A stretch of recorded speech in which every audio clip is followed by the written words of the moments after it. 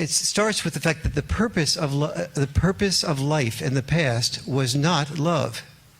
It was survival. It was not patriarchy or matriarchy. It was survival-archy, if you will. It was the need to survive. And you can get a lot of that from that little handout that I've passed out.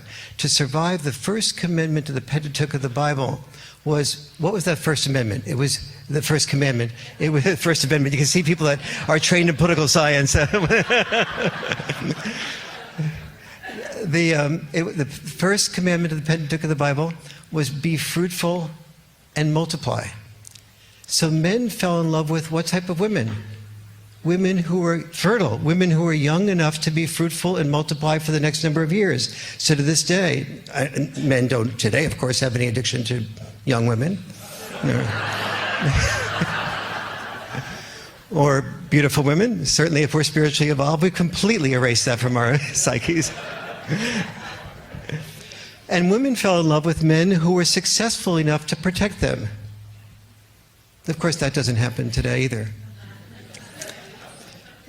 Problem is, with this method, women get better at love as they get older.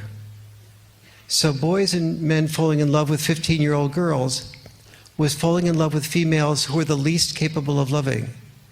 Conversely, women who fell in love with boys and men who were killer protectors missed out on the part of men that were nurturer connectors. We're beginning to see that part of men today, often after divorce, when a man suddenly realizes that the only person left to love him is his children, and suddenly realizes how much love he has in his heart for his children, and we see him connect to his children, we see the grandfather connect to our grandchildren in a way that we never knew a man was capable of.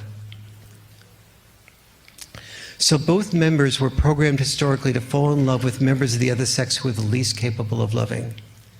That said, a woman's traditional role gave her a lot more love advantages than a man's traditional role gave him.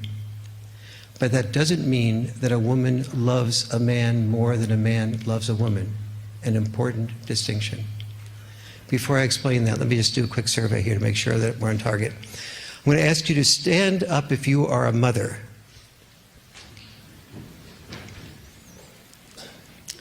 Remain standing if you are a mother who worked outside of the home more than 40 hours a week each year of all the first 3 years of your child's life or all your children's life.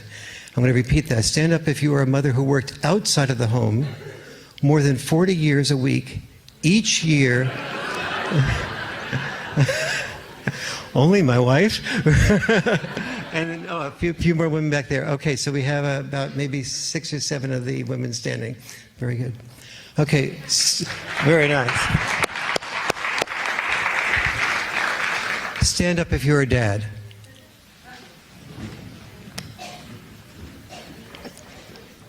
Remain standing if you worked outside of the home more than 40 hours a week each year of all the first 3 years of your child's life or of all your children's lives.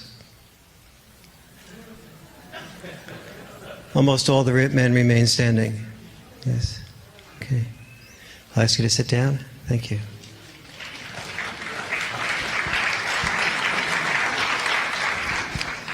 How do dads learn to love the family? Let's say you're my family. Dads learn to love the family by the father's catch-22. We learn to love the family by being away from the love of the family. Here's the workplace. We learn to love you by being away from you. Women learn to love you by being with you. Their love energy is connected, nurtured. They're the source of income if they're married to a man who's reasonably successful.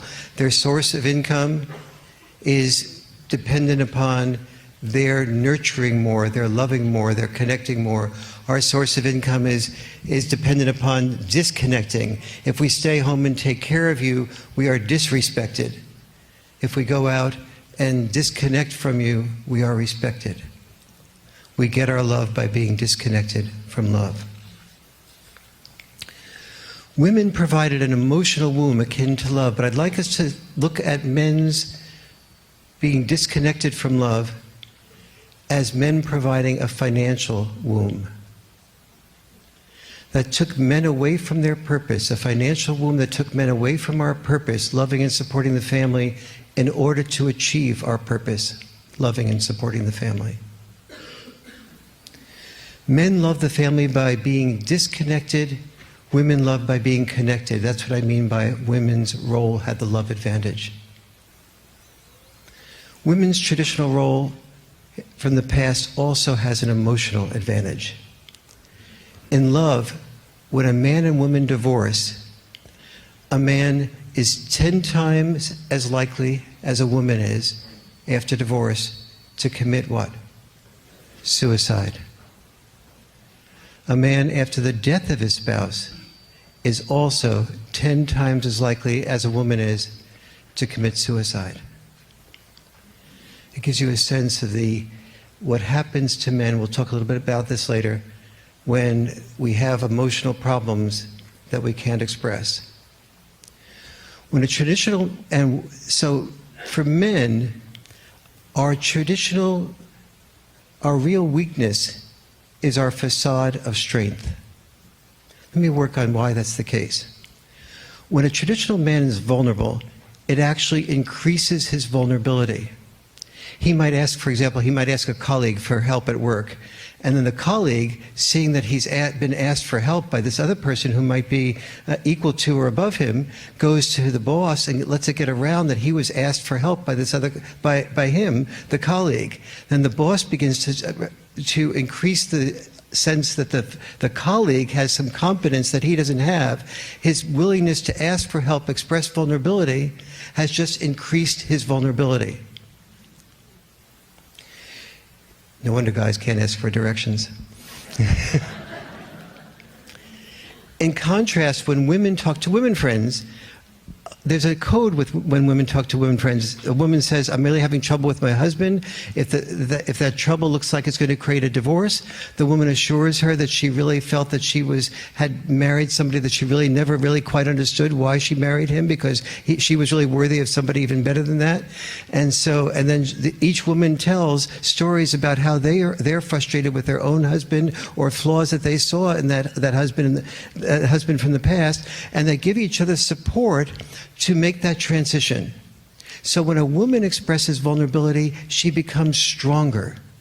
But from the support she seeks and receives from other women, from support groups, from the church, from areas of faith, and from her spiritual practice. A successful man then learns when the going gets tough, the tough get going. Not when the going gets tough, the tough go to spiritual conferences. Or when the going gets tough, the tough go to a psychologist. Basically, men learn success means learning to repress feelings, not express feelings. The setup for suicide.